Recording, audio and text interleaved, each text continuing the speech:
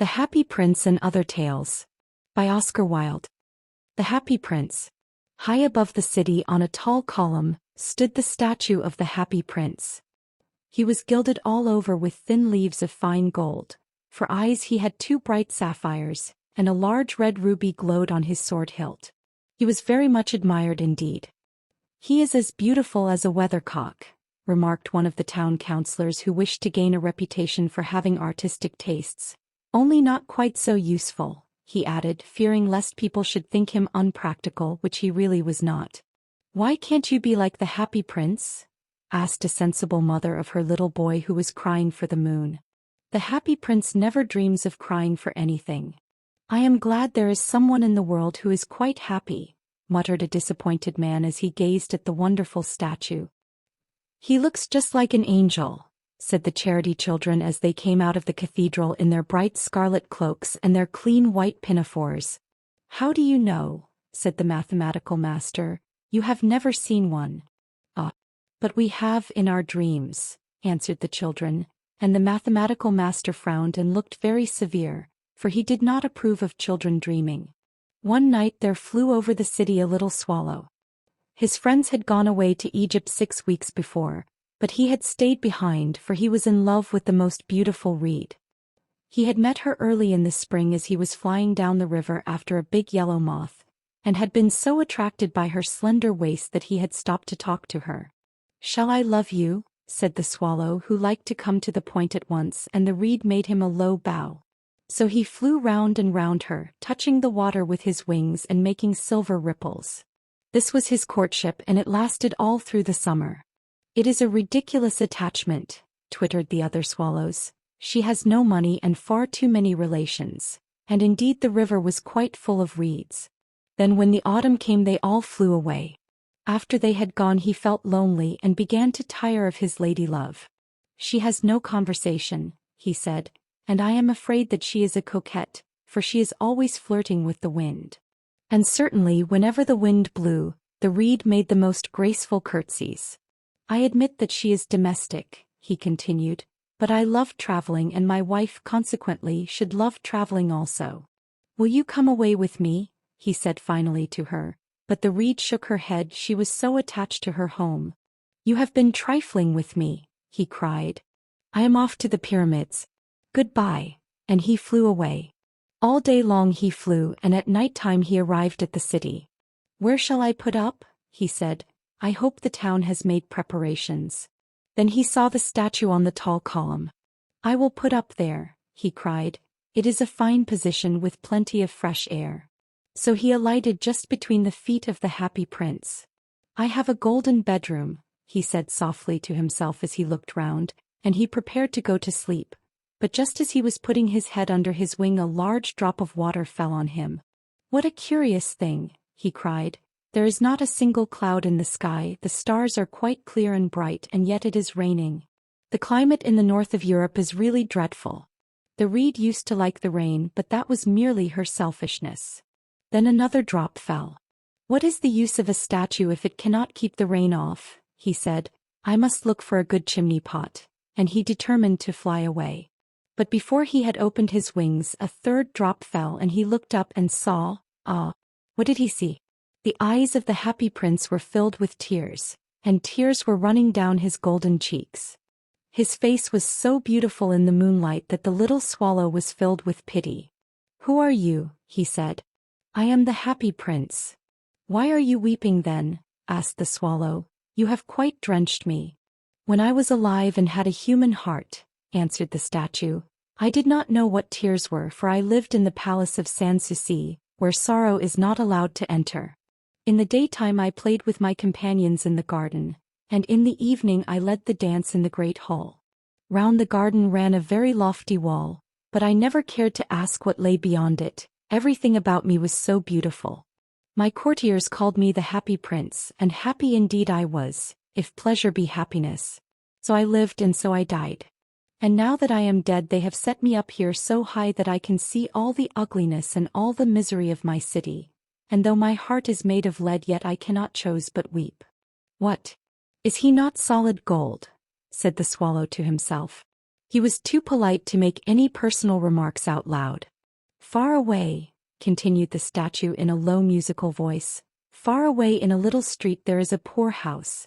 One of the windows is open and through it I can see a woman seated at a table. Her face is thin and worn and she has coarse red hands, all pricked by the needle for she is a seamstress. She is embroidering passion flowers on a satin gown for the loveliest of the Queen's maids of honor to wear at the next court ball. In a bed in the corner of the room her little boy is lying ill. He has a fever and is asking for oranges. His mother has nothing to give him but river water, so he is crying. Swallow, swallow, little swallow, will you not bring her the ruby out of my sword hilt? My feet are fastened to this pedestal and I cannot move. I am waited for in Egypt, said the swallow. My friends are flying up and down the Nile and talking to the large lotus flowers. Soon they will go to sleep in the tomb of the great king. The king is there himself in his painted coffin. He is wrapped in yellow linen and embalmed with spices. Round his neck is a chain of pale green jade, and his hands are like withered leaves. Swallow, swallow, little swallow, said the prince, will you not stay with me for one night and be my messenger? The boy is so thirsty and the mother so sad. I don't think I like boys, answered the swallow. Last summer when I was staying on the river, there were 2 rude boys, the miller's sons, who were always throwing stones at me. They never hit me, of course. We swallows fly far too well for that, and besides I come of a family famous for its agility. But still, it was a mark of disrespect. But the happy prince looked so sad that the little swallow was sorry. It is very cold here, he said, but I will stay with you for one night and be your messenger. Thank you, little swallow, said the prince. So the swallow picked out the great ruby from the prince's sword, and flew away with it in his beak over the roofs of the town. He passed by the cathedral tower where the white marble angels were sculptured. He passed by the palace and heard the sound of dancing. A beautiful girl came out on the balcony with her lover. How wonderful the stars are, he said to her, and how wonderful is the power of love. I hope my dress will be ready in time for the state ball, she answered. I have ordered passion flowers to be embroidered on it, but the seamstresses are so lazy. He passed over the river and saw the lanterns hanging to the masts of the ships. He passed over the ghetto and saw the old Jews bargaining with each other and weighing out money in copper scales. At last he came to the poor house and looked in. The boy was tossing feverishly on his bed and the mother had fallen asleep, she was so tired. In he hopped and laid the great ruby on the table beside the woman's thimble. Then he flew gently round the bed, fanning the boy's forehead with his wings. How cool I feel, said the boy, I must be getting better, and he sank into a delicious slumber. Then the swallow flew back to the happy prince and told him what he had done. It is curious, he remarked, but I feel quite warm now although it is so cold. That is because you have done a good action, said the prince. And the little swallow began to think and then he fell asleep. Thinking always made him sleepy. When day broke he flew down to the river and had a bath. What a remarkable phenomenon, said the professor of ornithology as he was passing over the bridge. A swallow in winter. And he wrote a long letter about it to the local newspaper. Everyone quoted it, it was full of so many words that they could not understand. Tonight I go to Egypt, said the swallow, and he was in high spirits at the prospect.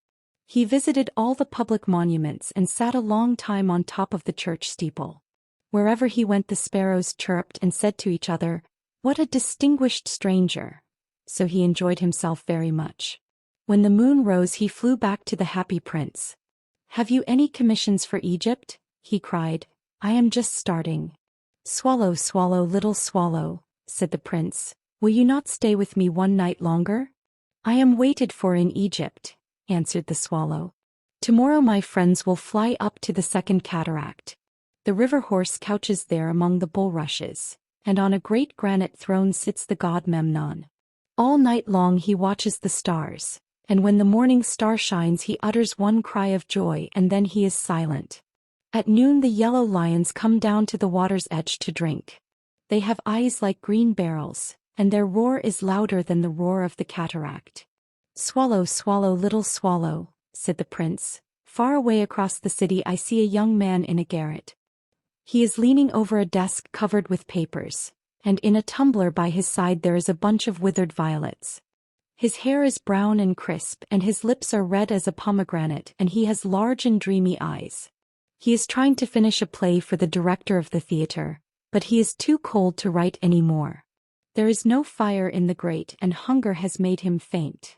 "I will wait with you one night longer," said the swallow, who really had a good heart. "Shall I take him another ruby?"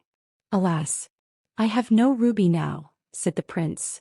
"My eyes are all that I have left. They are made of rare sapphires which were brought out of India 1,000 years ago. Pluck out one of them and take it to him. He will sell it to the jeweler and buy food and firewood and finish his play." "Dear prince," said the swallow, "I cannot do that," and he began to weep. "Swallow, swallow, little swallow," said the prince, "do as I command you." So the swallow plucked out the prince's eye and flew away to the student's garret. It was easy enough to get in as there was a hole in the roof. Through this he darted and came into the room. The young man had his head buried in his hands, so he did not hear the flutter of the bird's wings, and when he looked up he found the beautiful sapphire lying on the withered violets. "I am beginning to be appreciated," he cried. "This is from some great admirer. Now I can finish my play," and he looked quite happy.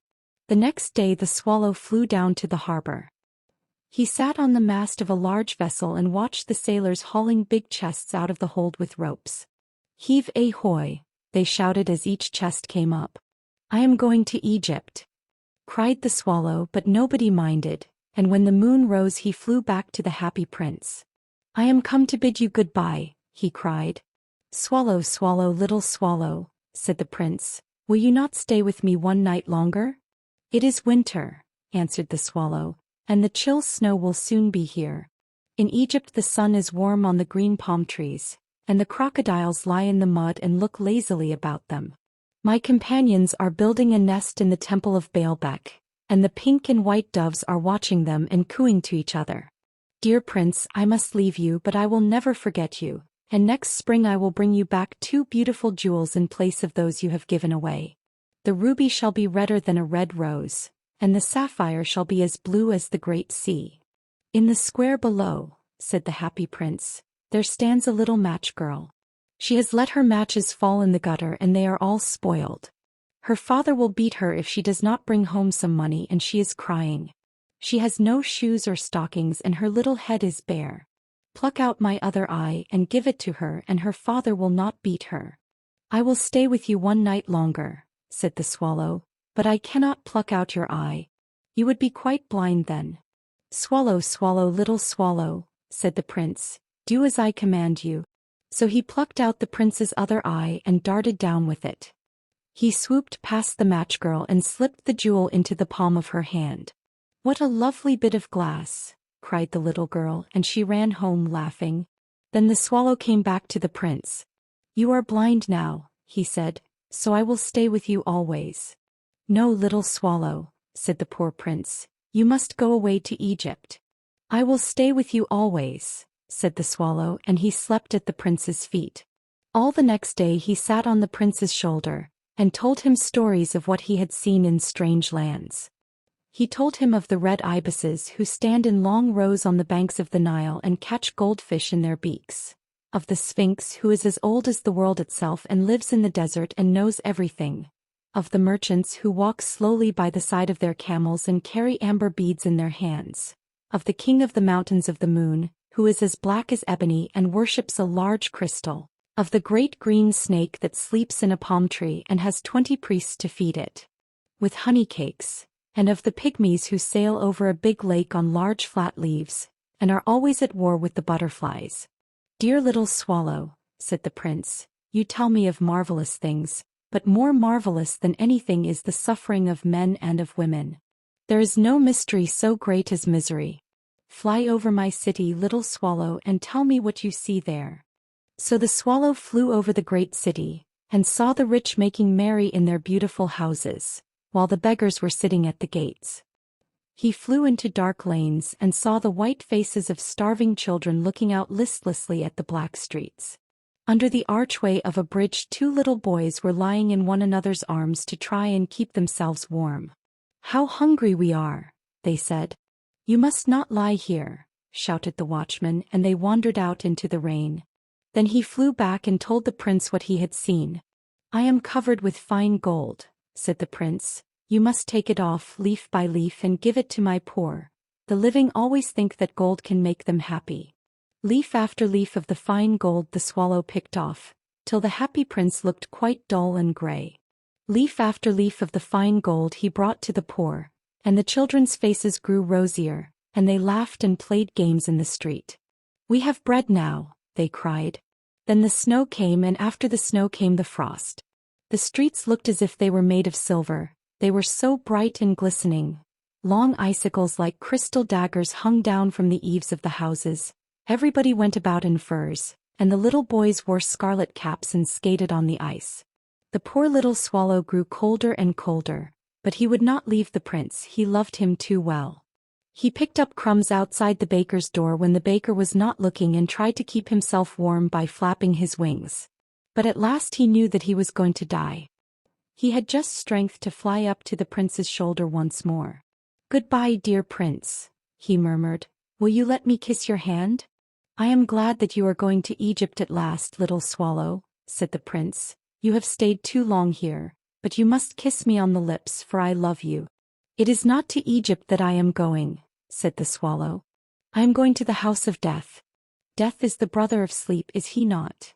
And he kissed the happy prince on the lips and fell down dead at his feet. At that moment a curious crack sounded inside the statue, as if something had broken. The fact is that the leaden heart had snapped right in two. It certainly was a dreadfully hard frost. Early the next morning the mayor was walking in the square below in company with the town councillors. As they passed the column he looked up at the statue. "Dear me! How shabby the happy prince looks," he said. "How shabby indeed!" cried the town councillors, who always agreed with the mayor, and they went up to look at it. "The ruby has fallen out of his sword, his eyes are gone, and he is golden no longer," said the mayor. "In fact, he is little better than a beggar." "Little better than a beggar," said the town councillors. "And here is actually a dead bird at his feet," continued the mayor. "We must really issue a proclamation that birds are not to be allowed to die here." And the town clerk made a note of the suggestion. So they pulled down the statue of the happy prince. "As he is no longer beautiful, he is no longer useful," said the art professor at the university. Then they melted the statue in a furnace, and the mayor held a meeting of the corporation to decide what was to be done with the metal. "We must have another statue, of course," he said, "and it shall be a statue of myself." "Of myself," said each of the town councillors, and they quarreled. When I last heard of them they were quarreling still. "What a strange thing," said the overseer of the workmen at the foundry. "This broken lead heart will not melt in the furnace. We must throw it away." So they threw it on a dust heap where the dead swallow was also lying.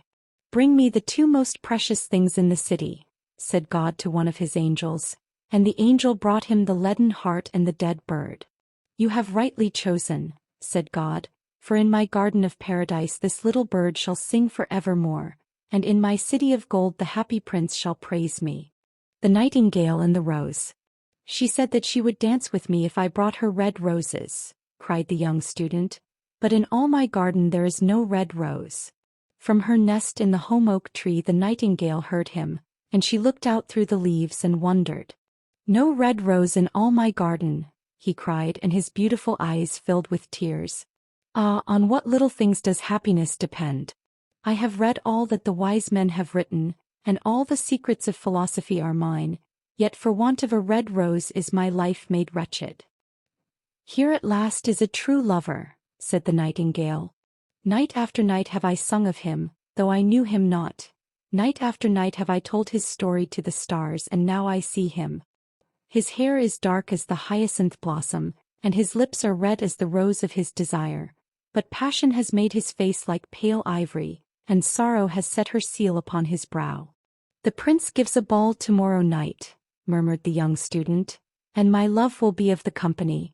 If I bring her a red rose she will dance with me till dawn. If I bring her a red rose I shall hold her in my arms, and she will lean her head upon my shoulder, and her hand will be clasped in mine." But there is no red rose in my garden, so I shall sit lonely and she will pass me by. She will have no heed of me and my heart will break. Here indeed is the true lover, said the nightingale. What I sing of, he suffers. What is joy to me, to him is pain. Surely love is a wonderful thing. It is more precious than emeralds and dearer than fine opals. Pearls and pomegranates cannot buy it, nor is it set forth in the marketplace. It may not be purchased of the merchants, nor can it be weighed out in the balance for gold. The musicians will sit in their gallery, said the young student, and play upon their stringed instruments, and my love will dance to the sound of the harp and the violin. She will dance so lightly that her feet will not touch the floor, and the courtiers in their gay dresses will throng round her. But with me she will not dance, for I have no red rose to give her. And he flung himself down on the grass and buried his face in his hands and wept. Why is he weeping? Asked a little green lizard as he ran past him with his tail in the air. Why indeed? Said a butterfly who was fluttering about after a sunbeam. Why indeed? Whispered a daisy to his neighbor in a soft, low voice. He is weeping for a red rose, said the nightingale. For a red rose, they cried. How very ridiculous! And the little lizard, who was something of a cynic, laughed outright. But the nightingale understood the secret of the student's sorrow, and she sat silent in the oak tree and thought about the mystery of love. Suddenly she spread her brown wings for flight and soared into the air. She passed through the grove like a shadow, and like a shadow she sailed across the garden. In the center of the grass plot was standing a beautiful rose tree, and when she saw it she flew over to it and lit upon a spray. Give me a red rose, she cried, and I will sing you my sweetest song. But the tree shook its head. My roses are white, it answered, as white as the foam of the sea and whiter than the snow upon the mountain. But go to my brother who grows round the old sundial, and perhaps he will give you what you want. So the nightingale flew over to the rose tree that was growing round the old sundial. Give me a red rose, she cried, and I will sing you my sweetest song. But the tree shook its head. My roses are yellow, it answered, as yellow as the hair of the mermaiden who sits upon an amber throne, and yellower than the daffodil that blooms in the meadow before the mower comes with his scythe. But go to my brother who grows beneath the student's window, and perhaps he will give you what you want. So the nightingale flew over to the rose tree that was growing beneath the student's window. Give me a red rose, she cried, and I will sing you my sweetest song. But the tree shook its head. My roses are red, it answered, as red as the feet of the dove, and redder than the great fans of coral that wave and wave in the ocean cavern. But the winter has chilled my veins, and the frost has nipped my buds, and the storm has broken my branches, and I shall have no roses at all this year. One red rose is all I want, cried the nightingale, only one red rose. Is there no way by which I can get it? There is a way, answered the tree, but it is so terrible that I dare not tell it to you. Tell it to me, said the nightingale. I am not afraid. If you want a red rose, said the tree, you must build it out of music by moonlight and stain it with your own heart's blood. You must sing to me with your breast against a thorn. All night long you must sing to me, and the thorn must pierce your heart, and your life-blood must flow into my veins and become mine. Death is a great price to pay for a red rose, cried the nightingale, and life is very dear to all. It is pleasant to sit in the green wood, and to watch the sun in his chariot of gold and the moon in her chariot of pearl. Sweet is the scent of the hawthorn, and sweet are the bluebells that hide in the valley, and the heather that blows on the hill. Yet love is better than life, and what is the heart of a bird compared to the heart of a man? So she spread her brown wings for flight and soared into the air. She swept over the garden like a shadow, and like a shadow she sailed through the grove. The young student was still lying on the grass, where she had left him, and the tears were not yet dry in his beautiful eyes. Be happy, cried the nightingale, be happy, you shall have your red rose. I will build it out of music by moonlight and stain it with my own heart's blood. All that I ask of you in return is that you will be a true lover, for love is wiser than philosophy, though she is wise, and mightier than power, though he is mighty. Flame-colored are his wings, and colored like flame is his body. His lips are sweet as honey and his breath is like frankincense. The student looked up from the grass and listened, but he could not understand what the nightingale was saying to him, for he only knew the things that are written down in books. But the oak tree understood and felt sad, for he was very fond of the little nightingale who had built her nest in his branches. "Sing me one last song," he whispered. "I shall feel very lonely when you are gone." So the nightingale sang to the oak tree, and her voice was like water bubbling from a silver jar. When she had finished her song, the student got up and pulled a notebook and a lead pencil out of his pocket. "She has form," he said to himself as he walked away through the grove, "that cannot be denied to her, but has she got feeling? I am afraid not. In fact, she is like most artists. She is all style without any sincerity. She would not sacrifice herself for others. She thinks merely of music, and everybody knows that the arts are selfish. Still, it must be admitted that she has some beautiful notes in her voice. What a pity it is that they do not mean anything or do any practical good." And he went into his room and lay down on his little pallet bed and began to think of his love, and after a time he fell asleep. And when the moon shone in the heavens, the nightingale flew to the rose tree and set her breast against the thorn. All night long she sang with her breast against the thorn, and the cold crystal moon leaned down and listened. All night long she sang, and the thorn went deeper and deeper into her breast, and her life-blood ebbed away from her. She sang first of the birth of love in the heart of a boy and a girl. And on the topmost spray of the rose tree there blossomed a marvelous rose, petal following petal as song followed song. Pale was it at first as the mist that hangs over the river, pale as the feet of the morning and silver as the wings of the dawn. As the shadow of a rose in a mirror of silver, as the shadow of a rose in a waterpool, so was the rose that blossomed on the topmost spray of the tree. But the tree cried to the nightingale to press closer against the thorn. "Press closer, little nightingale," cried the tree, "or the day will come before the rose is finished."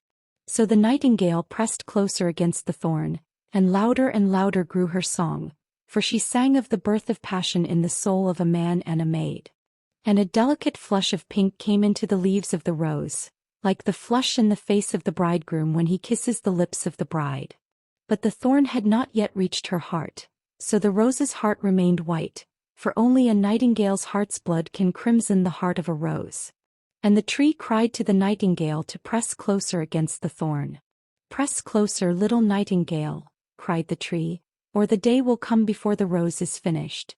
So the nightingale pressed closer against the thorn, and the thorn touched her heart, and a fierce pang of pain shot through her. Bitter, bitter was the pain, and wilder grew her song, for she sang of the love that is perfected by death, of the love that dies not in the tomb. And the marvelous rose became crimson, like the rose of the eastern sky. Crimson was the girdle of petals, and crimson as a ruby was the heart. But the nightingale's voice grew fainter, and her little wings began to beat, and a film came over her eyes. Fainter and fainter grew her song, and she felt something choking her in her throat. Then she gave one last burst of music. The white moon heard it, and she forgot the dawn and lingered on in the sky. The red rose heard it, and it trembled all over with ecstasy and opened its petals to the cold morning air. Echo bore it to her purple cavern in the hills, and woke the sleeping shepherds from their dreams. It floated through the reeds of the river, and they carried its message to the sea. "Look, look," cried the tree, "the rose is finished now." But the nightingale made no answer, for she was lying dead in the long grass, with the thorn in her heart. And at noon the student opened his window and looked out. "Why, what a wonderful piece of luck," he cried. "Here is a red rose. I have never seen any rose like it in all my life. It is so beautiful that I am sure it has a long Latin name," and he leaned down and plucked it. Then he put on his hat and ran up to the professor's house with the rose in his hand. The daughter of the professor was sitting in the doorway winding blue silk on a reel, and her little dog was lying at her feet. "You said that you would dance with me if I brought you a red rose," cried the student. "Here is the reddest rose in all the world. You will wear it tonight next your heart, and as we dance together it will tell you how I love you." But the girl frowned. "I am afraid it will not go with my dress," she answered, "and besides, the chamberlain's nephew has sent me some real jewels, and everybody knows that jewels cost far more than flowers." "Well, upon my word, you are very ungrateful," said the student angrily, and he threw the rose into the street, where it fell into the gutter and a cartwheel went over it. "Ungrateful," said the girl. "I tell you what, you are very rude, and after all, who are you? Only a student. Why, I don't believe you have even got silver buckles to your shoes as the chamberlain's nephew has." And she got up from her chair and went into the house. "What a silly thing love is," said the student as he walked away. "It is not half as useful as logic, for it does not prove anything, and it is always telling one of things that are not going to happen and making one believe things that are not true. In fact, it is quite unpractical, and as in this age to be practical is everything, I shall go back to philosophy and study metaphysics." So he returned to his room and pulled out a great dusty book and began to read. The Selfish Giant. Every afternoon as they were coming from school, the children used to go and play in the giant's garden. It was a large lovely garden with soft green grass. Here and there over the grass stood beautiful flowers like stars, and there were 12 peach trees that in the springtime broke out into delicate blossoms of pink and pearl, and in the autumn bore rich fruit. The birds sat on the trees and sang so sweetly that the children used to stop their games in order to listen to them. "How happy we are here," they cried to each other. One day the giant came back. He had been to visit his friend the Cornish ogre and had stayed with him for 7 years. After the 7 years were over, he had said all that he had to say, for his conversation was limited, and he determined to return to his own castle. When he arrived, he saw the children playing in the garden. "What are you doing here?" he cried in a very gruff voice, and the children ran away. "My own garden is my own garden," said the giant. "Anyone can understand that, and I will allow nobody to play in it but myself." So he built a high wall all round it and put up a notice board. "Trespassers will be prosecuted." He was a very selfish giant. The poor children had now nowhere to play. They tried to play on the road, but the road was very dusty and full of hard stones, and they did not like it. They used to wander round the high wall when their lessons were over, and talk about the beautiful garden inside. "How happy we were there," they said to each other. Then the spring came, and all over the country there were little blossoms and little birds. Only in the garden of the selfish giant it was still winter. The birds did not care to sing in it as there were no children, and the trees forgot to blossom. Once a beautiful flower put its head out from the grass, but when it saw the notice board it was so sorry for the children that it slipped back into the ground again and went off to sleep. The only people who were pleased were the snow and the frost. "Spring has forgotten this garden," they cried, "so we will live here all the year round." The snow covered up the grass with her great white cloak, and the frost painted all the trees silver. Then they invited the north wind to stay with them, and he came. He was wrapped in furs, and he roared all day about the garden and blew the chimney pots down. "This is a delightful spot," he said. "We must ask the hail on a visit." So the hail came. Every day for 3 hours he rattled on the roof of the castle till he broke most of the slates, and then he ran round and round the garden as fast as he could go. He was dressed in grey and his breath was like ice. "I cannot understand why the spring is so late in coming," said the selfish giant as he sat at the window and looked out at his cold white garden. "I hope there will be a change in the weather." But the spring never came, nor the summer. The autumn gave golden fruit to every garden, but to the giant's garden she gave none. "He is too selfish," she said. So it was always winter there, and the north wind and the hail and the frost and the snow danced about through the trees. One morning the giant was lying awake in bed when he heard some lovely music. It sounded so sweet to his ears that he thought it must be the king's musicians passing by. It was really only a little linnet singing outside his window, but it was so long since he had heard a bird sing in his garden that it seemed to him to be the most beautiful music in the world. Then the hail stopped dancing over his head, and the north wind ceased roaring, and a delicious perfume came to him through the open casement. "I believe the spring has come at last," said the giant, and he jumped out of bed and looked out. What did he see?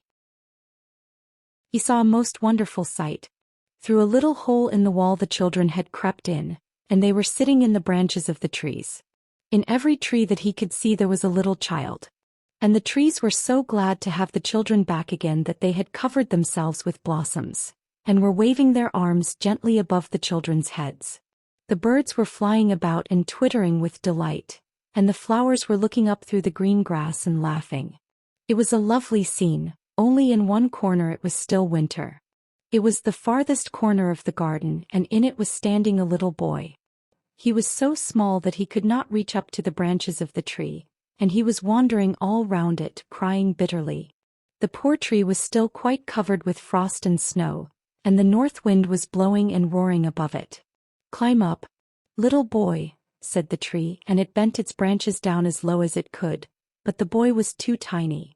And the giant's heart melted as he looked out. "How selfish I have been," he said. "Now I know why the spring would not come here. I will put that poor little boy on the top of the tree, and then I will knock down the wall, and my garden shall be the children's playground for ever and ever." He was really very sorry for what he had done. So he crept downstairs and opened the front door quite softly and went out into the garden. But when the children saw him they were so frightened that they all ran away, and the garden became winter again. Only the little boy did not run, for his eyes were so full of tears that he did not see the giant coming. And the giant stole up behind him and took him gently in his hand and put him up into the tree. And the tree broke at once into blossom, and the birds came and sang on it, and the little boy stretched out his 2 arms and flung them round the giant's neck and kissed him. And the other children, when they saw that the giant was not wicked any longer, came running back, and with them came the spring. "It is your garden now, little children," said the giant, and he took a great axe and knocked down the wall. And when the people were going to market at 12 o'clock they found the giant playing with the children in the most beautiful garden they had ever seen. All day long they played, and in the evening they came to the giant to bid him goodbye. "But where is your little companion?" he said, "the boy I put into the tree." The giant loved him the best because he had kissed him. "We don't know," answered the children. "He has gone away." "You must tell him to be sure and come here tomorrow," said the giant. But the children said that they did not know where he lived and had never seen him before, and the giant felt very sad. Every afternoon when school was over the children came and played with the giant. But the little boy whom the giant loved was never seen again. The giant was very kind to all the children, yet he longed for his first little friend and often spoke of him. "How I would like to see him," he used to say. Years went over and the giant grew very old and feeble. He could not play about any more, so he sat in a huge armchair and watched the children at their games and admired his garden. "I have many beautiful flowers," he said, "but the children are the most beautiful flowers of all." One winter morning he looked out of his window as he was dressing. He did not hate the winter now, for he knew that it was merely the spring asleep, and that the flowers were resting. Suddenly he rubbed his eyes in wonder and looked and looked. It certainly was a marvelous sight. In the farthest corner of the garden was a tree quite covered with lovely white blossoms. Its branches were all golden, and silver fruit hung down from them, and underneath it stood the little boy he had loved. Downstairs ran the giant in great joy and out into the garden. He hastened across the grass and came near to the child. And when he came quite close his face grew red with anger, and he said, "Who hath dared to wound thee?" For on the palms of the child's hands were the prints of 2 nails, and the prints of 2 nails were on the little feet. "Who hath dared to wound thee?" cried the giant. "Tell me that I may take my big sword and slay him." "Nay," answered the child, "but these are the wounds of love." "Who art thou?" said the giant, and a strange awe fell on him, and he knelt before the little child. And the child smiled on the giant and said to him, "You let me play once in your garden, today you shall come with me to my garden, which is paradise." And when the children ran in that afternoon, they found the giant lying dead under the tree, all covered with white blossoms. The devoted friend. One morning the old water rat put his head out of his hole. He had bright beady eyes and stiff gray whiskers, and his tail was like a long bit of black india rubber. The little ducks were swimming about in the pond, looking just like a lot of yellow canaries, and their mother, who was pure white with real red legs, was trying to teach them how to stand on their heads in the water. "You will never be in the best society unless you can stand on your heads," she kept saying to them, and every now and then she showed them how it was done. But the little ducks paid no attention to her. They were so young that they did not know what an advantage it is to be in society at all. "What disobedient children!" cried the old water rat. "They really deserve to be drowned." "Nothing of the kind," answered the duck. "Every one must make a beginning, and parents cannot be too patient." "Ah, I know nothing about the feelings of parents," said the water rat. "I am not a family man. In fact, I have never been married and I never intend to be. Love is all very well in its way, but friendship is much higher. Indeed, I know of nothing in the world that is either nobler or rarer than a devoted friendship." "And what, pray, is your idea of the duties of a devoted friend?" asked a green linnet, who was sitting in a willow tree hard by and had overheard the conversation. "Yes, that is just what I want to know," said the duck, and she swam away to the end of the pond and stood upon her head, in order to give her children a good example. "What a silly question!" cried the water rat. "I should expect my devoted friend to be devoted to me, of course." "And what would you do in return?" said the little bird, swinging upon a silver spray and flapping his tiny wings. "I don't understand you," answered the water rat. "Let me tell you a story on the subject," said the linnet. "Is the story about me?" asked the water rat. "If so, I will listen to it, for I am extremely fond of fiction." "It is applicable to you," answered the linnet, and he flew down, and alighting upon the bank, he told the story of the devoted friend. "Once upon a time," said the linnet, "there was an honest little fellow named Hans." "Was he very distinguished?" asked the water rat. "No," answered the linnet, "I don't think he was distinguished at all, except for his kind heart and his funny round good-humored face. He lived in a tiny cottage all by himself, and every day he worked in his garden. In all the countryside there was no garden so lovely as his. Sweet William grew there, and gillyflowers and shepherd's purses and fair maids of France. There were damask roses and yellow roses, lilac crocuses and gold, purple violets and white, columbine and ladysmock, marjoram and wild basil, the cowslip and the flower de luce. The daffodil and the clove pink bloomed or blossomed in their proper order as the months went by, one flower taking another flower's place, so that there were always beautiful things to look at and pleasant odors to smell. Little Hans had a great many friends, but the most devoted friend of all was Big Hugh the miller. Indeed, so devoted was the rich miller to little Hans, that he would never go by his garden without leaning over the wall and plucking a large nosegay, or a handful of sweet herbs, or filling his pockets with plums and cherries if it was the fruit season. "Real friends should have everything in common," the miller used to say, and little Hans nodded and smiled, and felt very proud of having a friend with such noble ideas.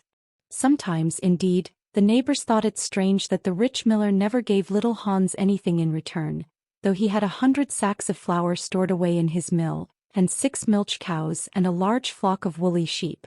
But Hans never troubled his head about these things, and nothing gave him greater pleasure than to listen to all the wonderful things the miller used to say about the unselfishness of true friendship.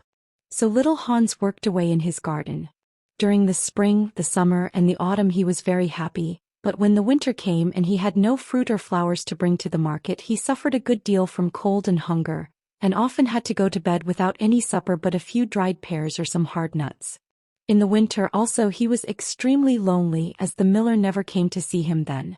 "There is no good in my going to see little Hans as long as the snow lasts," the miller used to say to his wife, "for when people are in trouble they should be left alone and not be bothered by visitors. That at least is my idea about friendship, and I am sure I am right. So I shall wait till the spring comes, and then I shall pay him a visit, and he will be able to give me a large basket of primroses, and that will make him so happy." "You are certainly very thoughtful about others," answered the wife as she sat in her comfortable armchair by the big pine-wood fire. "Very thoughtful indeed. It is quite a treat to hear you talk about friendship. I am sure the clergyman himself could not say such beautiful things as you do, though he does live in a 3-storied house, and wear a gold ring on his little finger." "But could we not ask little Hans up here?" said the miller's youngest son. "If poor Hans is in trouble I will give him half my porridge and show him my white rabbits." "What a silly boy you are," cried the miller. "I really don't know what is the use of sending you to school. You seem not to learn anything. Why, if little Hans came up here and saw our warm fire and our good supper and our great cask of red wine, he might get envious, and envy is a most terrible thing and would spoil anybody's nature. I certainly will not allow Hans' nature to be spoiled. I am his best friend and I will always watch over him and see that he is not led into any temptations. Besides, if Hans came here he might ask me to let him have some flour on credit, and that I could not do. Flour is one thing and friendship is another, and they should not be confused. Why, the words are spelt differently and mean quite different things. Everybody can see that. How well you talk, said the miller's wife, pouring herself out a large glass of warm ale. Really, I feel quite drowsy. It is just like being in church. Lots of people act well, answered the miller, but very few people talk well, which shows that talking is much the more difficult thing of the two, and much the finer thing also. And he looked sternly across the table at his little son, who felt so ashamed of himself that he hung his head down and grew quite scarlet and began to cry into his tea. However, he was so young that you must excuse him. Is that the end of the story? Asked the water rat. Certainly not, answered the linnet. That is the beginning. Then you are quite behind the age, said the water rat. Every good storyteller nowadays starts with the end, and then goes on to the beginning and concludes with the middle. That is the new method. I heard all about it the other day from a critic who was walking round the pond with a young man. He spoke of the matter at great length, and I am sure he must have been right, for he had blue spectacles and a bald head, and whenever the young man made any remark he always answered, "Pooh." But pray go on with your story. I like the miller immensely. I have all kinds of beautiful sentiments myself, so there is a great sympathy between us.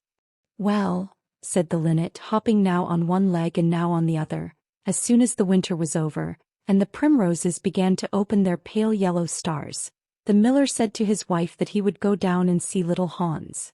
Why, what a good heart you have, cried his wife. You are always thinking of others. And mind you take the big basket with you for the flowers. So the miller tied the sails of the windmill together with a strong iron chain, and went down the hill with the basket on his arm. Good morning, little Hans, said the miller. Good morning, said Hans, leaning on his spade and smiling from ear to ear. And how have you been all the winter? Said the miller. Well, really, cried Hans, it is very good of you to ask, very good indeed. I am afraid I had rather a hard time of it, but now the spring has come and I am quite happy and all my flowers are doing well. We often talked of you during the winter, Hans, said the miller, and wondered how you were getting on. That was kind of you, said Hans. I was half afraid you had forgotten me. Hans, I am surprised at you, said the miller. Friendship never forgets. That is the wonderful thing about it, but I am afraid you don't understand the poetry of life. How lovely your primroses are looking, by the by. They are certainly very lovely, said Hans, and it is a most lucky thing for me that I have so many. I am going to bring them into the market and sell them to the burgomaster's daughter, and buy back my wheelbarrow with the money. Buy back your wheelbarrow? You don't mean to say you have sold it? What a very stupid thing to do. Well, the fact is, said Hans, that I was obliged to. You see, the winter was a very bad time for me and I really had no money at all to buy bread with. So I first sold the silver buttons off my Sunday coat, and then I sold my silver chain, and then I sold my big pipe, and at last I sold my wheelbarrow. But I am going to buy them all back again now. Hans, said the miller, I will give you my wheelbarrow. It is not in very good repair. Indeed, one side is gone and there is something wrong with the wheel spokes, but in spite of that I will give it to you. I know it is very generous of me, and a great many people would think me extremely foolish for parting with it, but I am not like the rest of the world. I think that generosity is the essence of friendship, and besides I have got a new wheelbarrow for myself. Yes, you may set your mind at ease, I will give you my wheelbarrow. Well, really, that is generous of you, said little Hans, and his funny round face glowed all over with pleasure. I can easily put it in repair, as I have a plank of wood in the house. A plank of wood, said the miller. Why, that is just what I want for the roof of my barn. There is a very large hole in it and the corn will all get damp if I don't stop it up. How lucky you mentioned it. It is quite remarkable how one good action always breeds another. I have given you my wheelbarrow and now you are going to give me your plank. Of course the wheelbarrow is worth far more than the plank, but true friendship never notices things like that. Pray get it at once and I will set to work at my barn this very day. Certainly, cried little Hans, and he ran into the shed and dragged the plank out. "It is not a very big plank," said the miller, looking at it, "and I am afraid that after I have mended my barn roof there won't be any left for you to mend the wheelbarrow with. But of course that is not my fault. And now, as I have given you my wheelbarrow, I am sure you would like to give me some flowers in return. Here is the basket, and mind you fill it quite full." "Quite full?" said little Hans rather sorrowfully, for it was really a very big basket, and he knew that if he filled it he would have no flowers left for the market, and he was very anxious to get his silver buttons back. "Well, really," answered the miller, "as I have given you my wheelbarrow, I don't think that it is much to ask you for a few flowers. I may be wrong, but I should have thought that friendship, true friendship, was quite free from selfishness of any kind." "My dear friend, my best friend," cried little Hans, "you are welcome to all the flowers in my garden. I would much sooner have your good opinion than my silver buttons any day." And he ran and plucked all his pretty primroses and filled the miller's basket. "Good-bye, little Hans," said the miller as he went up the hill with the plank on his shoulder and the big basket in his hand. "Good-bye," said little Hans, and he began to dig away quite merrily. He was so pleased about the wheelbarrow. The next day he was nailing up some honeysuckle against the porch, when he heard the miller's voice calling to him from the road. So he jumped off the ladder and ran down the garden and looked over the wall. There was the miller with a large sack of flour on his back. "Dear little Hans," said the miller, "would you mind carrying this sack of flour for me to market?" "Oh, I am so sorry," said Hans, "but I am really very busy today.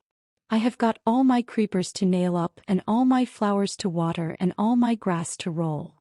"Well, really," said the miller, "I think that, considering that I am going to give you my wheelbarrow, it is rather unfriendly of you to refuse." "Oh, don't say that," cried little Hans. "I wouldn't be unfriendly for the whole world," and he ran in for his cap and trudged off with the big sack on his shoulders. It was a very hot day and the road was terribly dusty, and before Hans had reached the 6th milestone he was so tired that he had to sit down and rest. However, he went on bravely, and as last he reached the market. After he had waited there some time he sold the sack of flour for a very good price, and then he returned home at once, for he was afraid that if he stopped too late he might meet some robbers on the way. "It has certainly been a hard day," said little Hans to himself as he was going to bed, "but I am glad I did not refuse the miller, for he is my best friend, and besides he is going to give me his wheelbarrow." Early the next morning the miller came down to get the money for his sack of flour, but little Hans was so tired that he was still in bed. "Upon my word," said the miller, "you are very lazy. Really, considering that I am going to give you my wheelbarrow, I think you might work harder.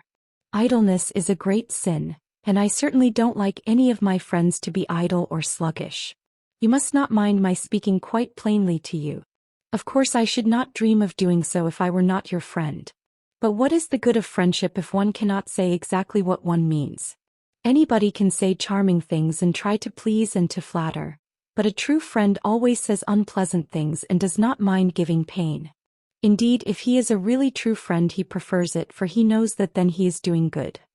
"I am very sorry," said little Hans, rubbing his eyes and pulling off his nightcap, "but I was so tired that I thought I would lie in bed for a little time and listen to the birds singing. Do you know that I always work better after hearing the birds sing?" "Well, I am glad of that," said the miller, clapping little Hans on the back, "for I want you to come up to the mill as soon as you are dressed and mend my barn roof for me." Poor little Hans was very anxious to go and work in his garden, for his flowers had not been watered for 2 days, but he did not like to refuse the miller as he was such a good friend to him.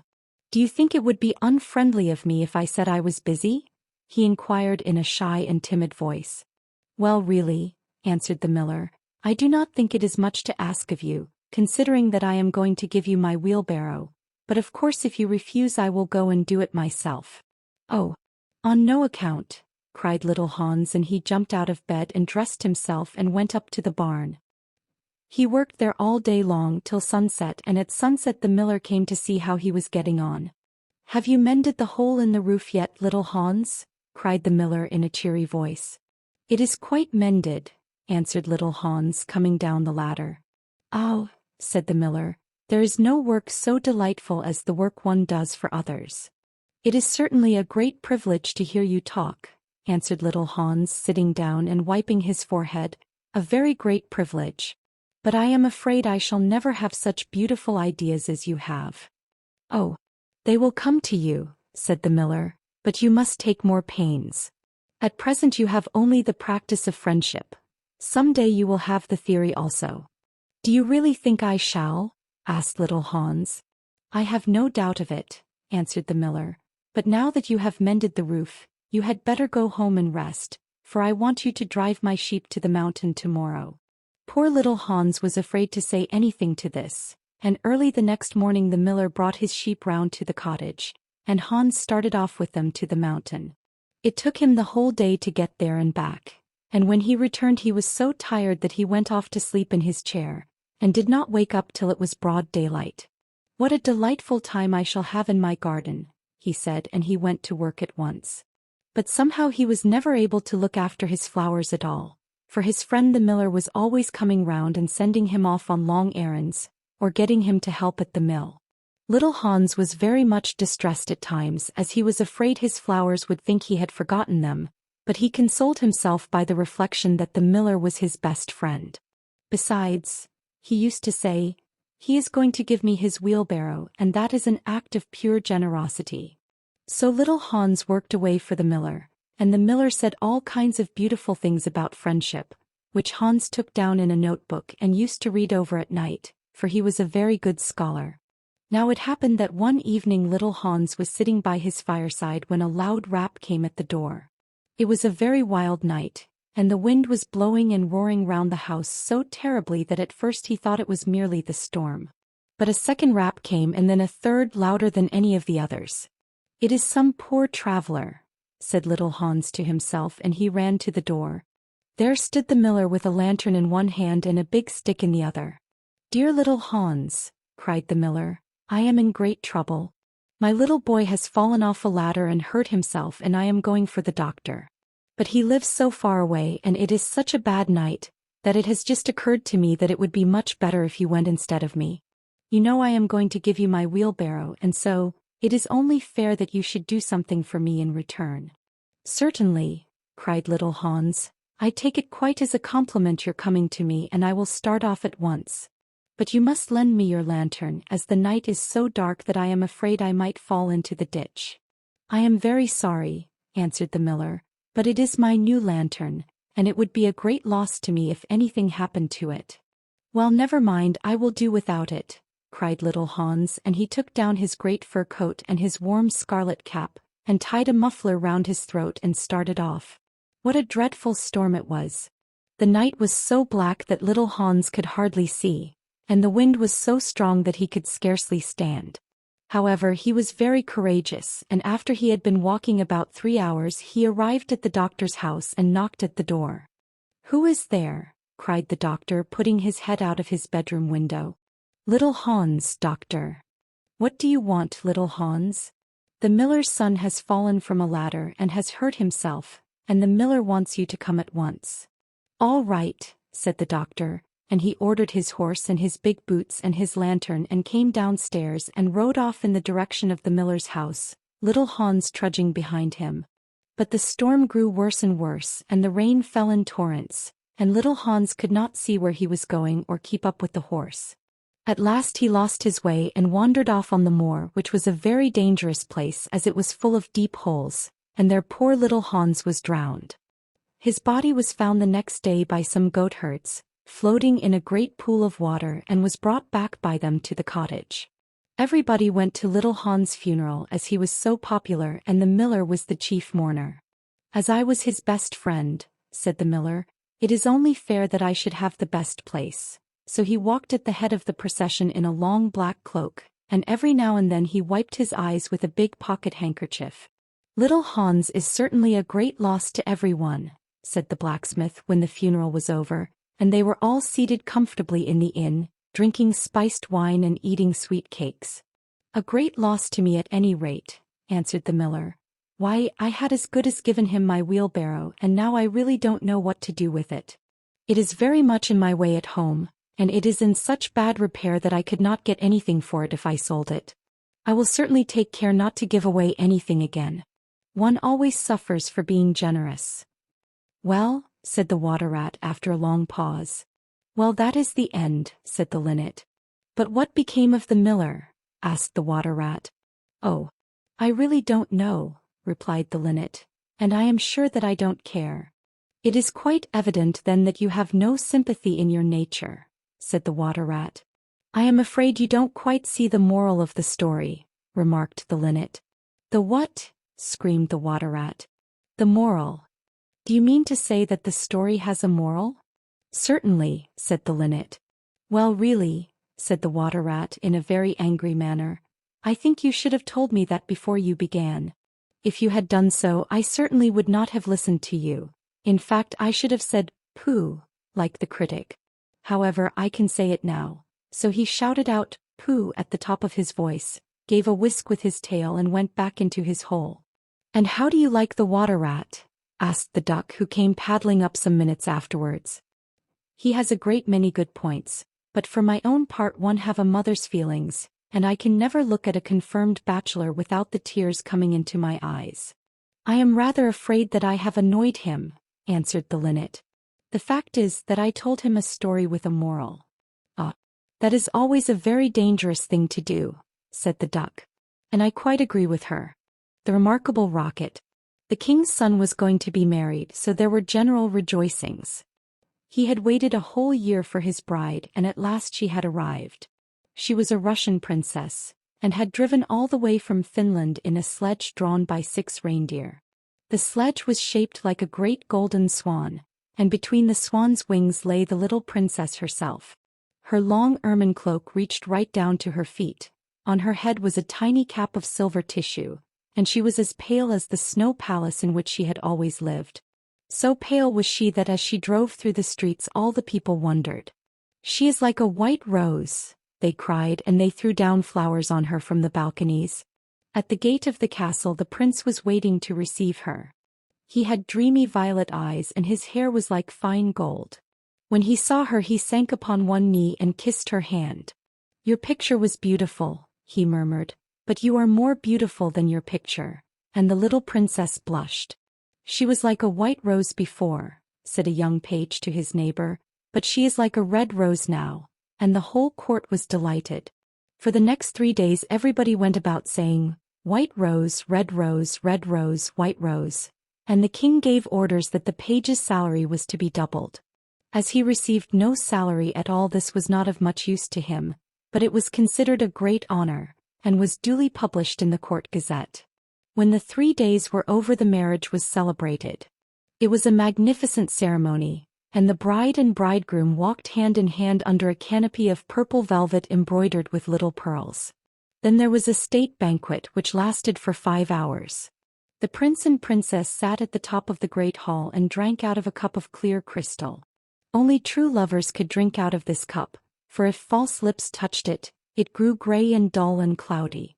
It's quite clear that they love each other, said the little page, as clear as crystal. And the king doubled his salary a second time. What an honor, cried all the courtiers. After the banquet there was to be a ball. The bride and bridegroom were to dance the rose dance together, and the king had promised to play the flute. He played very badly, but no one had ever dared to tell him so because he was the king. Indeed, he knew only 2 airs and was never quite certain which one he was playing. But it made no matter, for whatever he did everybody cried out, charming, charming. The last item on the program was a grand display of fireworks, to be let off exactly at midnight. The little princess had never seen a firework in her life, so the king had given orders that the royal pyrotechnist should be in attendance on the day of her marriage. What are fireworks like? She had asked the prince one morning as she was walking on the terrace. They are like the aurora borealis, said the king, who always answered questions that were addressed to other people, only much more natural. I prefer them to stars myself, as you always know when they are going to appear, and they are as delightful as my own flute playing. You must certainly see them. So at the end of the king's garden a great stand had been set up, and as soon as the royal pyrotechnist had put everything in its proper place, the fireworks began to talk to each other. The world is certainly very beautiful, cried a little squib. "Just look at those yellow tulips. Why, if they were real crackers they could not be lovelier. I'm very glad I have traveled. Travel improves the mind wonderfully, and does away with all one's prejudices." "The king's garden is not the world, you foolish squib," said a big Roman candle. "The world is an enormous place, and it would take you 3 days to see it thoroughly." "Any place you love is the world to you," exclaimed a pensive Catherine Wheel, who had been attached to an old deal box in early life, and prided herself on her broken heart. "But love is not fashionable any more, the poets have killed it. They wrote so much about it that nobody believed them, and I am not surprised. True love suffers and is silent. I remember myself once, but it is no matter now. Romance is a thing of the past." "Nonsense," said the Roman candle. "Romance never dies. It is like the moon and lives forever. The bride and bridegroom, for instance, love each other very dearly. I heard all about them this morning from a brown paper cartridge, who happened to be staying in the same drawer as myself, and knew the latest court news." But the Catherine Will shook her head. "Romance is dead, romance is dead, romance is dead," she murmured. She was one of those people who think that, if you say the same thing over and over a great many times, it becomes true in the end. Suddenly a sharp dry cough was heard and they all looked round. It came from a tall, supercilious-looking rocket, who was tied to the end of a long stick. He always coughed before he made any observation so as to attract attention. "Ahem! Ahem!" he said, and everybody listened except the poor Catherine Wheel, who was still shaking her head and murmuring, "Romance is dead." "Order! Order!" cried out a cracker. He was something of a politician and had always taken a prominent part in the local elections, so he knew the proper parliamentary expressions to use. "Quite dead," whispered the Catherine Wheel, and she went off to sleep. As soon as there was perfect silence, the rocket coughed a third time and began. He spoke with a very slow, distinct voice, as if he was dictating his memoirs, and always looked over the shoulder of the person to whom he was talking. In fact, he had a most distinguished manner. "How fortunate it is for the king's son," he remarked, "that he is to be married on the very day on which I am to be let off. Really, if it had been arranged beforehand, it could not have turned out better for him, but princes are always lucky."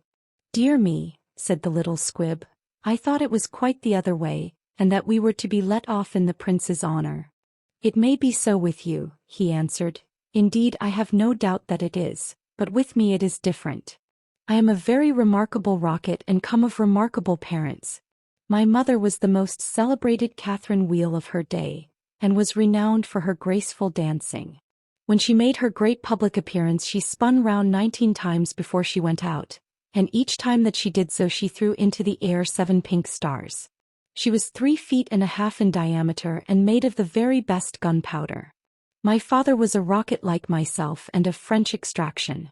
He flew so high that the people were afraid that he would never come down again. He did, though, for he was of a kindly disposition, and he made a most brilliant descent in a shower of golden rain. The newspapers wrote about his performance in very flattering terms.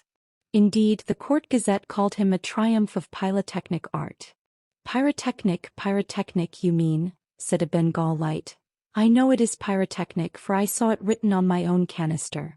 "Well, I said pyrotechnic," answered the rocket in a severe tone of voice, and the Bengal light felt so crushed that he began at once to bully the little squibs, in order to show that he was still a person of some importance. "I was saying," continued the rocket, "what was I saying?" "You were talking about yourself," replied the Roman candle. "Of course, I knew I was discussing some interesting subject when I was so rudely interrupted. I hate rudeness and bad manners of every kind, for I am extremely sensitive. No one in the whole world is so sensitive as I am quite sure of that." "What is a sensitive person?" said the cracker to the Roman candle.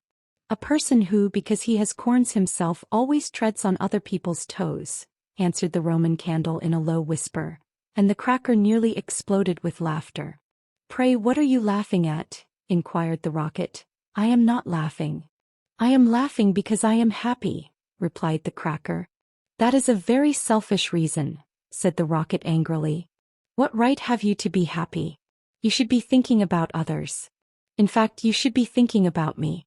I am always thinking about myself and I expect everybody else to do the same. That is what is called sympathy. It is a beautiful virtue and I possess it in a high degree. Suppose, for instance, anything happened to me tonight. What a misfortune that would be for everyone. The prince and princess would never be happy again, their whole married life would be spoiled. And as for the king, I know he would not get over it. Really, when I begin to reflect on the importance of my position, I am almost moved to tears. If you want to give pleasure to others, cried the Roman candle, you had better keep yourself dry. Certainly, exclaimed the Bengal light, who was now in better spirits. That is only common sense. Common sense indeed, said the rocket indignantly. You forget that I am very uncommon and very remarkable. Why, anybody can have common sense, provided that they have no imagination. But I have imagination, for I never think of things as they really are. I always think of them as being quite different. As for keeping myself dry, there is evidently no one here who can at all appreciate an emotional nature. Fortunately for myself, I don't care. The only thing that sustains one through life is the consciousness of the immense inferiority of everybody else, and this is a feeling that I have always cultivated. But none of you have any hearts. Here you are laughing and making merry just as if the prince and princess had not just been married. Well, really, exclaimed a small fire balloon, why not? It is a most joyful occasion, and when I soar up into the air I intend to tell the stars all about it. You will see them twinkle when I talk to them about the pretty bride. Ah, what a trivial view of life, said the rocket, but it is only what I expected. There is nothing in you, you are hollow and empty. Why, perhaps the prince and princess may go to live in a country where there is a deep river, and perhaps they may have one only son, a little fair-haired boy with violet eyes like the prince himself. And perhaps some day he may go out to walk with his nurse, and perhaps the nurse may go to sleep under a great elder tree, and perhaps the little boy may fall into the deep river and be drowned. What a terrible misfortune! Poor people, to lose their only son. It is really too dreadful. I shall never get over it. But they have not lost their only son, said the Roman candle. No misfortune has happened to them at all. I never said that they had, replied the rocket. I said that they might. If they had lost their only son, there would be no use in saying anything more about the matter. I hate people who cry over spilt milk. But when I think that they might lose their only son, I certainly am very much affected. You certainly are, cried the Bengal light. In fact, you are the most affected person I ever met. You are the rudest person I ever met, said the rocket, and you cannot understand my friendship for the prince. Why, you don't even know him, growled the Roman candle. I never said I knew him, answered the rocket. I dare say that if I knew him I should not be his friend at all. It is a very dangerous thing to know one's friends. You had really better keep yourself dry, said the fire balloon. That is the important thing. Very important for you, I have no doubt, answered the rocket, but I shall weep if I choose. And he actually burst into real tears, which flowed down his stick like raindrops, and nearly drowned two little beetles, who were just thinking of setting up house together, and were looking for a nice dry spot to live in. He must have a truly romantic nature, said the Catherine wheel, for he weeps when there is nothing at all to weep about, and she heaved a deep sigh and thought about the deal box. But the Roman candle and the Bengal light were quite indignant and kept saying, humbug, humbug, at the top of their voices. They were extremely practical, and whenever they objected to anything they called it humbug. Then the moon rose like a wonderful silver shield, and the stars began to shine, and a sound of music came from the palace. The prince and princess were leading the dance. They danced so beautifully that the tall white lilies peeped in at the window and watched them, and the great red poppies nodded their heads and beat time. Then 10 o'clock struck, and then 11, and then 12. And at the last stroke of midnight everyone came out on the terrace, and the king sent for the royal pyrotechnist. Let the fireworks begin, said the king, and the royal pyrotechnist made a low bow and marched down to the end of the garden. He had 6 attendants with him, each of whom carried a lighted torch at the end of a long pole. It was certainly a magnificent display. Went the Catherine wheel as she spun round and round. Boom, boom, went the Roman candle.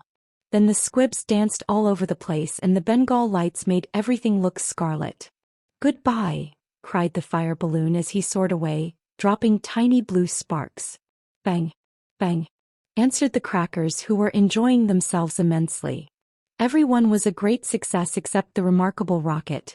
He was so damp with crying that he could not go off at all. The best thing in him was the gunpowder, and that was so wet with tears that it was of no use. All his poor relations, to whom he would never speak, except with a sneer, shot up into the sky like wonderful golden flowers with blossoms of fire. "Huzzah! Huzzah!" cried the court, and the little princess laughed with pleasure. "I suppose they are reserving me for some grand occasion," said the Rocket. "No doubt that is what it means," and he looked more supercilious than ever. The next day the workmen came to put everything tidy. "This is evidently a deputation," said the Rocket. "I will receive them with becoming dignity." So he put his nose in the air, and began to frown severely as if he were thinking about some very important subject. But they took no notice of him at all till they were just going away. Then one of them caught sight of him. "Hello!" he cried. "What a bad Rocket!" And he threw him over the wall into the ditch. "Bad Rocket? Bad Rocket?" he said as he whirled through the air. "Impossible!" "Grand Rocket, that is what the man said." Bad and grand sound very much the same, indeed they often are the same, and he fell into the mud. "It is not comfortable here," he remarked, "but no doubt it is some fashionable watering place, and they have sent me away to recruit my health. My nerves are certainly very much shattered and I require rest." Then a little frog with bright jeweled eyes and a green mottled coat swam up to him. "A new arrival, I see," said the frog. "Well, after all, there is nothing like mud. Give me rainy weather and a ditch and I am quite happy. Do you think it will be a wet afternoon?" "I am sure I hope so, but the sky is quite blue and cloudless." "What a pity." "Ahem! Ahem!" said the Rocket, and he began to cough. "What a delightful voice you have," cried the frog.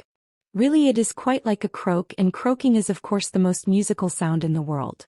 You will hear our glee club this evening. We sit in the old duck pond close by the farmer's house, and as soon as the moon rises we begin. It is so entrancing that everybody lies awake to listen to us. In fact, it was only yesterday that I heard the farmer's wife say to her mother that she could not get a wink of sleep at night on account of us. It is most gratifying to find oneself so popular." "Ahem! Ahem!" said the Rocket angrily. He was very much annoyed that he could not get a word in. "A delightful voice, certainly," continued the frog. "I hope you will come over to the duck pond. I am off to look for my daughters. I have 6 beautiful daughters, and I am so afraid the pike may meet them. He is a perfect monster and would have no hesitation in breakfasting off them. Well, goodbye. I have enjoyed our conversation very much, I assure you." "Conversation indeed," said the Rocket. "You have talked the whole time yourself. That is not conversation." "Somebody must listen," answered the frog, "and I like to do all the talking myself. It saves time and prevents arguments." "But I like arguments," said the Rocket.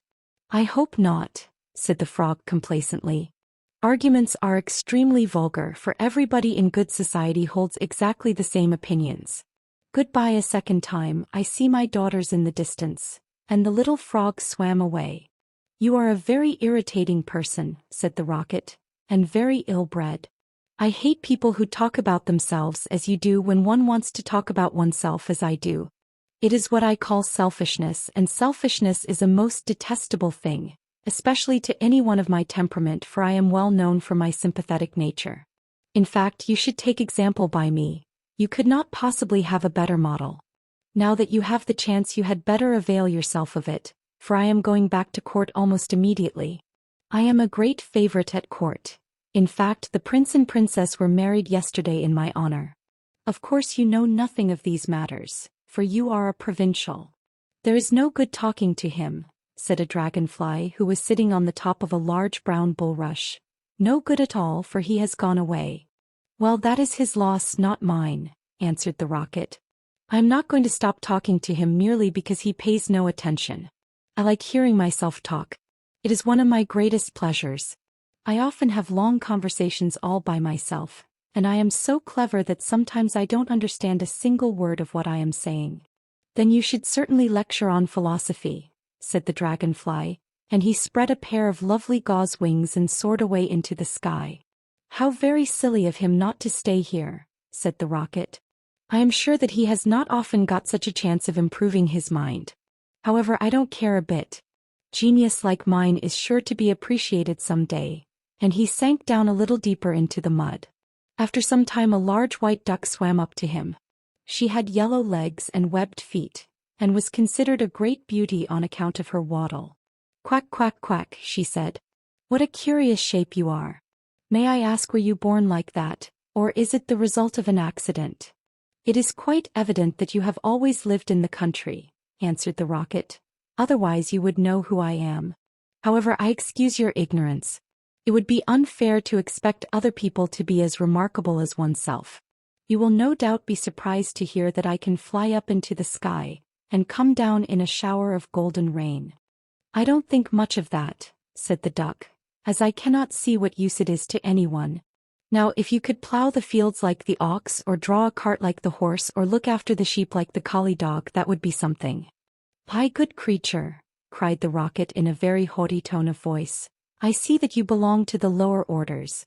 A person of my position is never useful. We have certain accomplishments, and that is more than sufficient. I have no sympathy myself with industry of any kind, least of all with such industries as you seem to recommend. Indeed, I have always been of opinion that hard work is simply the refuge of people who have nothing whatever to do. Well, well, said the duck, who was of a very peaceable disposition and never quarreled with anyone, everybody has different tastes. I hope at any rate that you are going to take up your residence here. Oh, dear no, cried the rocket. I am merely a visitor, a distinguished visitor. The fact is that I find this place rather tedious. There is neither society here nor solitude. In fact, it is essentially suburban. I shall probably go back to court, for I know that I am destined to make a sensation in the world. I had thoughts of entering public life once myself, remarked the duck. There are so many things that need reforming. Indeed, I took the chair at a meeting some time ago, and we passed resolutions condemning everything that we did not like. However, they did not seem to have much effect. Now I go in for domesticity and look after my family. I am made for public life, said the rocket, and so are all my relations, even the humblest of them. Whenever we appear we excite great attention. I have not actually appeared myself, but when I do so it will be a magnificent sight. As for domesticity, it ages one rapidly, and distracts one's mind from higher things. Ah, the higher things of life, how fine they are, said the duck, and that reminds me how hungry I feel, and she swam away down the stream saying, quack, quack, quack. Come back, screamed the rocket, I have a great deal to say to you. But the duck paid no attention to him. I am glad that she has gone, he said to himself. She has a decidedly middle-class mind. And he sank a little deeper still into the mud, and began to think about the loneliness of genius, when suddenly two little boys in white smocks came running down the bank with a kettle and some faggots. This must be the deputation, said the rocket, and he tried to look very dignified. Hello, cried one of the boys, look at this old stick. I wonder how it came here, and he picked the rocket out of the ditch. Old stick, said the rocket, impossible. Gold stick, that is what he said. Gold stick is very complimentary. In fact, he mistakes me for one of the court dignitaries. Let us put it into the fire, said the other boy, it will help to boil the kettle. So they piled the faggots together and put the rocket on top and lit the fire. This is magnificent, cried the rocket. They are going to let me off in broad daylight so that everyone can see me. We will go to sleep now, they said, and when we wake up the kettle will be boiled. And they lay down on the grass and shut their eyes. The rocket was very damp, so he took a long time to burn. At last, however, the fire caught him. Now I am going off, he cried, and he made himself very stiff and straight. I know I shall go much higher than the stars, much higher than the moon, much higher than the sun. In fact, I shall go so high that... Fizz, fizz, fizz. And he went straight up into the air. Delightful, he cried. I shall go on like this forever. What a success I am. But nobody saw him. Then he began to feel a curious tingling sensation all over him. "Now I am going to explode," he cried. "I shall set the whole world on fire, and make such a noise that nobody will talk about anything else for a whole year." And he certainly did explode. Bang, bang, bang, went the gunpowder. There was no doubt about it. But nobody heard him, not even the two little boys, for they were sound asleep. Then all that was left of him was the stick, and this fell down on the back of a goose who was taking a walk by the side of the ditch. "Good heavens!" cried the goose. "It is going to rain sticks," and she rushed into the water. "I knew I should create a great sensation," gasped the rocket, and he went out.